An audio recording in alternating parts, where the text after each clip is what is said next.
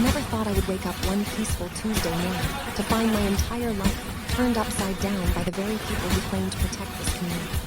But at 7 a.m., the rumbling of a massive concrete truck shattered my morning calm and dragged me out of bed still half asleep, wearing nothing but my pajamas and slippers, only to look out my kitchen window and see workers swarming around the creek that runs directly through my backyard as if they owned it.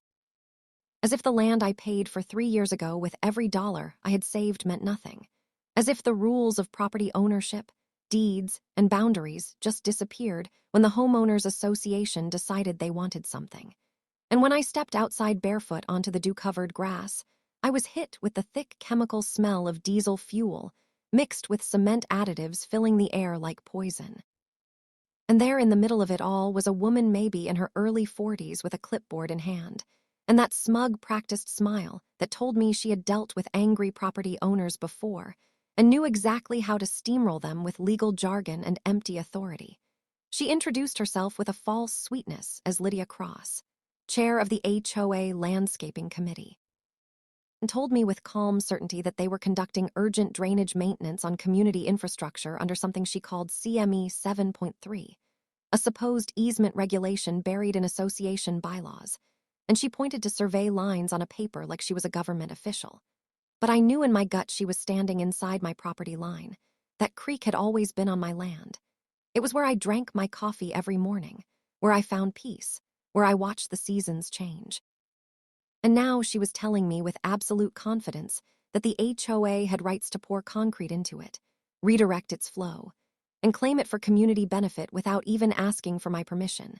And the way she dismissed my questions, brushing them off like I was a child confused about basic math, made my chest pound with anger, but also with doubt because the certainty in her tone made me question my own understanding of land ownership.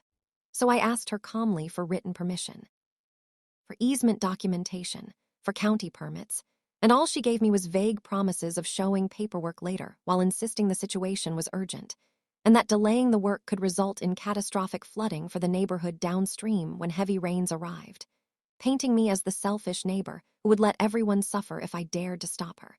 And as she spoke, the workers poured the concrete right into my creek, smooth and fast, with the efficiency of men who had done this many times before. And I stood there recording everything on my phone, snapping pictures of survey markers and contractor trucks, saving cement bag tags, collecting every shred of evidence I could while inside I was screaming, because I knew they were violating my rights, but I didn't yet understand the scale of it. And by the time 3 hours had passed, my peaceful natural creek had been carved into artificial channels of hardened cement, redirecting water not for drainage, but for some hidden purpose. And when Lydia hammered a metal sign into my yard declaring it urgent community maintenance, before thanking me in her calm professional tone, as if I had consented, my hands shook with rage because I had just watched them vandalize my land under the cover of false authority and walk away without a shred of accountability, leaving me with hardened concrete scars where once there had been living water. So the very next morning I drove straight to the county record's office determined to know the truth. I pulled my deed, my boundary maps, traced the lines with my finger and confirmed what I already knew. That creek sat entirely within my property with no community easements or drainage rights anywhere near it. The only easements on my land were for electrical and cable lines 50 feet away, nowhere close to the water, and I scanned every certified copy for evidence because I knew I would need it. And while I was doing that, my neighbor Rebecca Shaw, a CPA with a sharp mind and an obsession for keeping track of HOA finances, called me with news that made my stomach drop. She had gone through the board minutes, the expenditures, and discovered not only had there been no vote approving drainage work on my land, but also that Lydia had been signing off on payments to the same contractor for both drainage and irrigation projects across the neighborhood, carefully timed and coordinated like pieces of a puzzle, meaning this wasn't urgent at all. This was planned weeks in advance, and when I met Rebecca at her house, she showed me spreadsheets of invoices, projector screens of payment trails, proof that Lydia had acted without oversight and had potentially exposed the entire HOA to massive liability, because the insurance policy specifically excluded unauthorized construction on private property, meaning if damage occurred, the association would be financially ruined. And that night, Lydia herself called me inviting me to a so-called community inspection of the new drainage system the next morning, trying to frame this as a transparent project, while I knew deep down she was only scrambling to build support before questions turned into lawsuits.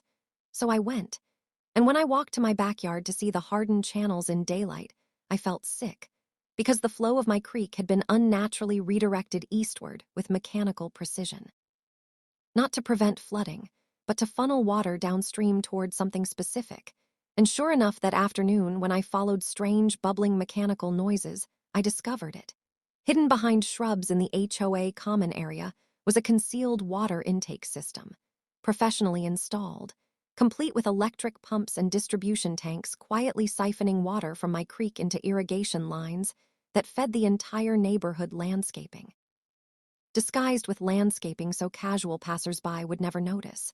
And suddenly everything clicked. The cement was never about drainage. It was about creating a reliable intake channel to steal my creek for community irrigation, so the HOA could cut their rising municipal water bills. And as I observed it over the next few days, recording pump cycles, collecting water samples, smelling chlorine contamination during irrigation hours, I realized the theft wasn't just financial. It was environmental. My creek was being poisoned by their chemical backflow, and none of it had permits. None of it had environmental reviews. It was all illegal from top to bottom. A massive conspiracy carried out under the lie of urgent drainage.